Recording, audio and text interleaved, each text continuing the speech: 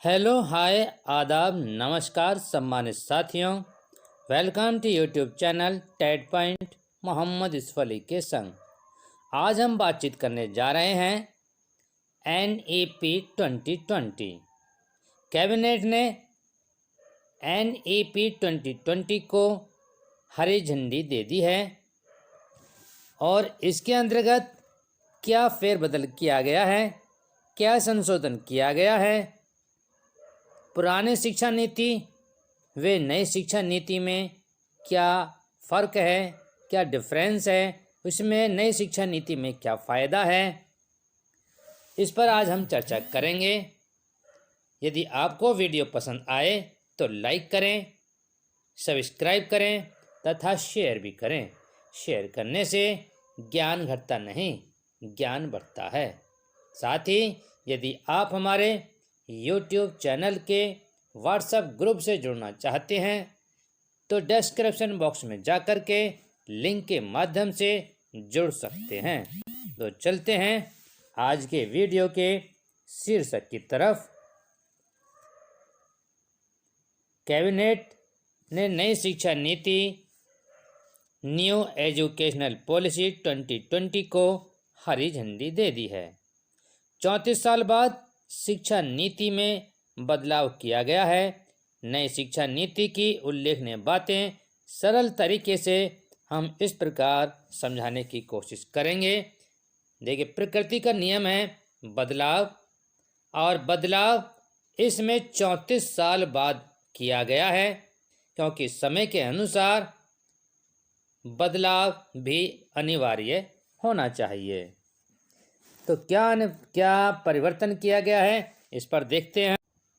अब बात करते हैं नए फॉर्मेट NEP 2020 फॉर्मेट 5+3+3+4। इसको हमने अलग अलग करके समझाने की कोशिश करी है। देखते हैं। पहले 5 वर्ष को फंडामेंटल नाम दिया है। फंडामेंटल स्टेज नर्सरी से 2nd क्लास तक।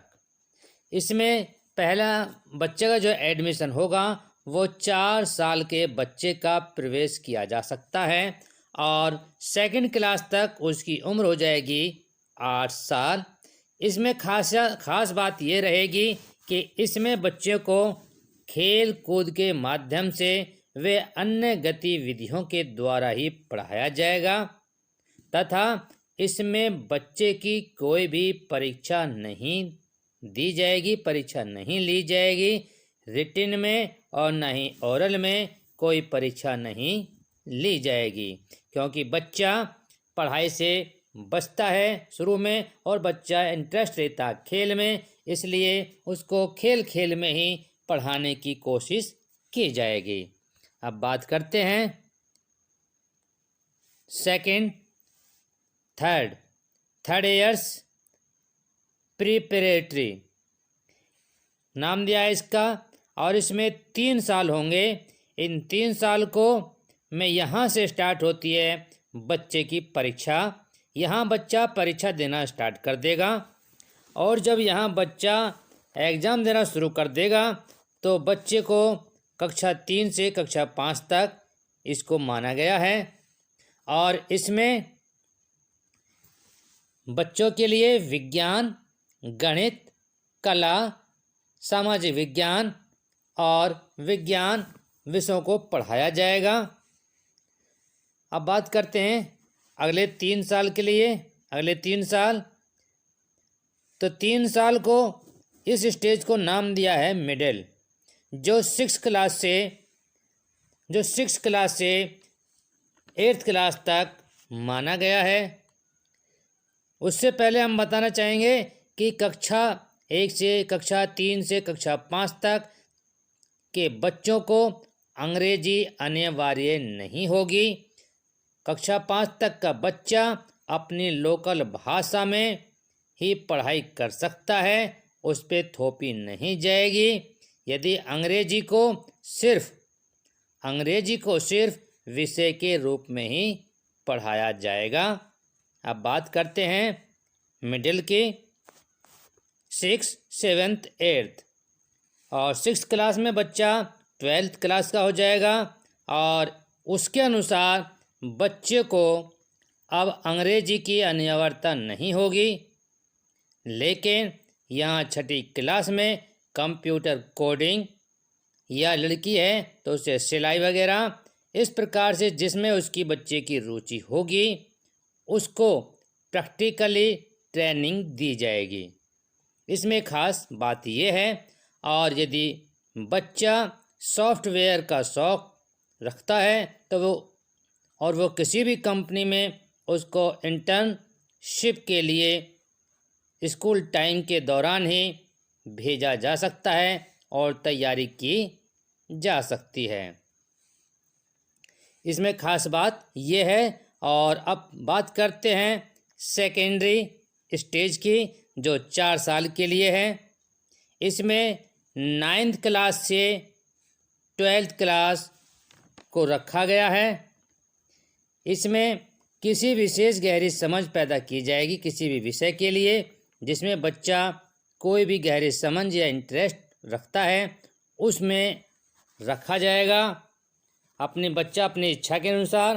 क्योंकि पहले जो होता था 9th क्लास से स्ट्रीमिंग सिस्टम होता था, लेकिन अब स्ट्रीमिंग सिस्टम ख़त्म कर दिया गया है। स्ट्रीम सिस्टम में क्या होता था, पहले 3 स्ट्रीम में बांटा हुआ था, कला, विज्ञान और कॉमर्स। अर्थात कला का कोई भी बच्चा बायोलॉजी पढ़ाई कर सकेगा अब, और कला का बच्चा फिजिक्स की पढ़ाई कर सकता है यदि वो चाहे, और यदि कॉमर्स का बच्चा कोई छात्र इतिहास पढ़ना चाहेगा तो वो अब की इस नई शिक्षा नीति के तहत पढ़ सकता है। लेकिन पहले स्ट्रीम में ऐसा नहीं होता था। यदि कला का बच्चा है तो वो कला के ही सब्जेक्ट पढ़ता था, विज्ञान है तो विज्ञान के कोई विषय को पढ़ सकता था। लेकिन अब बच्चा किसी भी सब्जेक्ट को पढ़ सकता है। उसके लिए अभी स्पष्ट नीति नहीं आई है, लेकिन बच्चा पढ़ सकता है। और कक्षा 9 से 12 तक की परीक्षाएं जो होंगी अब वो सेमेस्टर सिस्टम के अकॉर्डिंग होंगी, और हर 6 महीने बाद एक परीक्षा होगी, और साल में 2 सेमेस्टर होंगे अर्थात 2 परीक्षाएं होंगी, और दोनों सेमेस्टर के अंकों को जोड़ करके एक रिजल्ट तैयार किया जाएगा। अब बात करते हैं आगे। एक बात और है यहाँ पर, जैसे रिपोर्ट कार्ड 360 360 डिग्री असेसमेंट के आधार पर बनेगा। इसमें विद्यार्थी स्वयं भी अंक देगा और उसके सहपाठी भी आकलन करेंगे। तो इसमें काफ़ी विस्तार हो गया है, काफ़ी विस्तृत हो गया है। इसमें शॉर्ट चीज़ अब नहीं रही है। अब बात करते हैं, जैसे कॉलेज में एडमिशन लेते हैं बच्चा 12th के बाद बच्चा आता है ग्रेजुएशन में। तो ग्रेजुएशन में क्या होता है,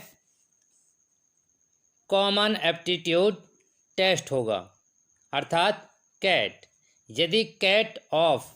यदि बच्चा जैसे ग्रेजुएशन में बच्चा जाता है वहाँ पर एक कट ऑफ लगती है और उसमें बच्चा पास नहीं हो पाता है, कट ऑफ में इसका नाम नहीं आ पाता है, तो उसमें एक समाधान किया गया है। बहुत अच्छी चीज़ है कैट, जो कि कॉमन एप्टीट्यूड टेस्ट होगा। यदि उसमें बच्चा उत्तीर्ण हो जाता है तो बच्चे का एडमिशन हो जाएगा।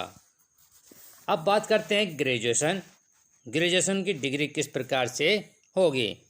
चलते हैं, खास बात और बीच में बताएंगे आपको। खास बात और महत्वपूर्ण बातें, केवल 12वीं क्लास में होगा एमफिल, होगा बोर्ड, और एमफिल होगा बंद। तो कक्षा 12 में क्लास में ही सिर्फ बोर्ड होगा। जैसे पहले 5th क्लास, 8th क्लास और 10th क्लास को बोर्ड माना जाता रहा है अब तक, लेकिन नई शिक्षा नीति के तहत इनको बोर्ड नहीं रखा जाएगा। सिर्फ 12th क्लास को ही बोर्ड माना जाएगा और एमफिल को अब बंद कर दिया जाएगा। कॉलेज की डिग्री 4 साल की होगी और अब कक्षा 5वीं तक के छात्र को मातृभाषा, स्थानीय भाषा, राष्ट्रभाषा में ही पढ़ाया जाएगा। बाकी विषय चाहे वह अंग्रेजी क्यों न हो, एक सब्जेक्ट अर्थात एक विषय के रूप में पढ़ाया जाएगा। यदि आपको वीडियो पसंद आ रही हो तो लाइक करें, सब्सक्राइब अवश्य करें। अब सिर्फ 12वीं में ही बोर्ड की परीक्षा देनी होगी, जबकि इससे पहले 10वीं बोर्ड की परीक्षा देना अनिवार्य होता था, जो अब नहीं होगा।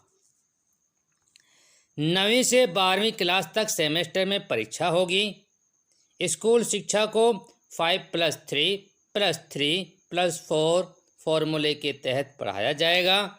वहीं कॉलेज की डिग्री 3 और 4 साल की होगी, यानी ग्रेजुएशन के पहले साल पर सर्टिफिकेट दिया जाएगा। मान लीजिए बच्चे ने ग्रेजुएशन में एडमिशन ले लिया और किसी कारण से, पढ़ाई के कारण या बीमारी होने के कारण बच्चे ने वो क्लास 1 साल करने के बाद छोड़ दी, तो उसको उस कंडीशन में सर्टिफिकेट मिलेगा।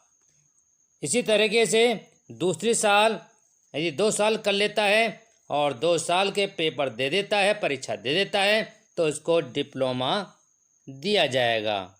इसी तरह से यदि बच्चे ने 3 साल पूर्ण कर लिए हैं, 3 साल परीक्षा दे दी है, तो उसको डिग्री दी जाएगी, बैचलर डिग्री प्राप्त की जाएगी। और यदि बच्चे ने ग्रेजुएशन 4 साल की है, तो उसको रिसर्च के साथ डिग्री भी मिलेगी।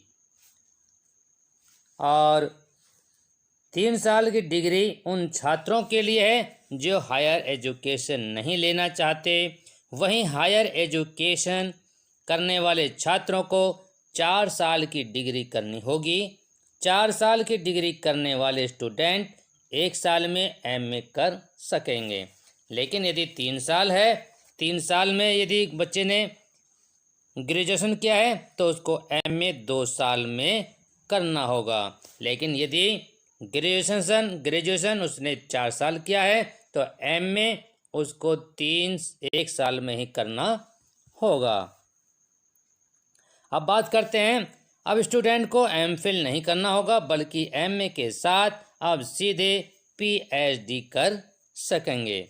10वीं में भी बोर्ड नहीं होगा, इसका एग्ज़ाम नहीं होगा बोर्ड जैसा। स्टूडेंट बीच में कर सकेंगे दूसरे कोर्स। हायर एजुकेशन में 2035 तक ग्रॉस एनरोलमेंट रेशियो 50% हो जाएगा। वहीं नई शिक्षा नीति के तहत कोई छात्र एक कोर्स के बीच में अगर कोई दूसरा कोर्स करना चाहे, तो पहले कोर्स से सीमित समय के लिए ब्रेक लेकर वो दूसरा कोर्स कर सकता है, जो कि पहले ऐसा नहीं था। तो ये नई शिक्षा नीति में बहुत फ़ायदा है। हायर एजुकेशन में कई सुधार किए गए हैं। सुधारों में ग्रेडेड एकेडमिक, एडमिनिस्ट्रेटिव और फाइनेंशियल ऑटोनॉमी आदि शामिल हैं। इसके अलावा क्षेत्रीय भाषा में ई कोर्स शुरू किए जाएंगे, वर्चुअल लैब्स विकसित किए जाएंगे, एक national educational scientific form NETF शुरू किया जाएगा। बता दें कि देश में 45,000 कॉलेज हैं। सरकारी, निजी, डीम्स सभी संस्थाओं के लिए समान होगा। और एक एकेडमिक बैंक ऑफ क्रेडिट भी खोला जाएगा। और उसमें क्या होगा कि जो कोर्स पूरा होगा उसके अंक उसमें जमा कर दिए जाएंगे। जैसे हम सेविंग खाता होता है, हम उसमें पैसे जमा कर देते हैं, इसी प्रकार से एकेडमिक बैंक ऑफ क्रेडिट में जो कोर्स बच्चा पूरा करेगा उसके अंक एकेडमिक बैंक में डिपॉजिट कर दिए जाएंगे। तो इससे काफ़ी बेनिफिट होगा। तो और इसमें फ़ायदा यह भी होगा कि मान लीजिए किसी कारण ग्रेजुएशन कर रहा है बच्चा, ग्रेजुएशन कर रहा है तो ग्रेजुएशन एक साल छूट जाता है किसी कारण से, बीमारी से या उससे, तो वो वहीं उसी मान ली एक साल किया, एक साल गैप हो गया, तो दूसरी साल जो करेगा वो फर्स्ट ईयर से नहीं करेगा, वो सेकेंड ईयर से ही प्रारंभ करेगा। पहले ऐसा नहीं था।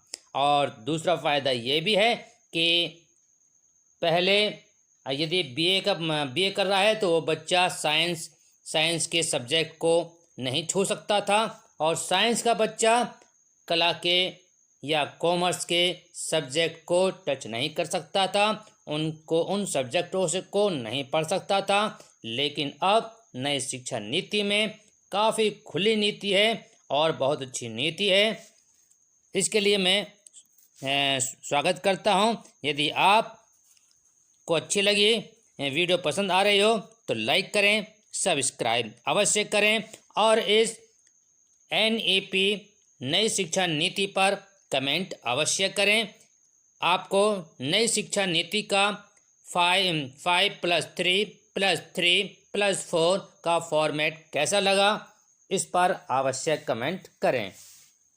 धन्यवाद। यदि आपको वीडियो पसंद आ रही हो तो लाइक करें, सब्सक्राइब अवश्य करें।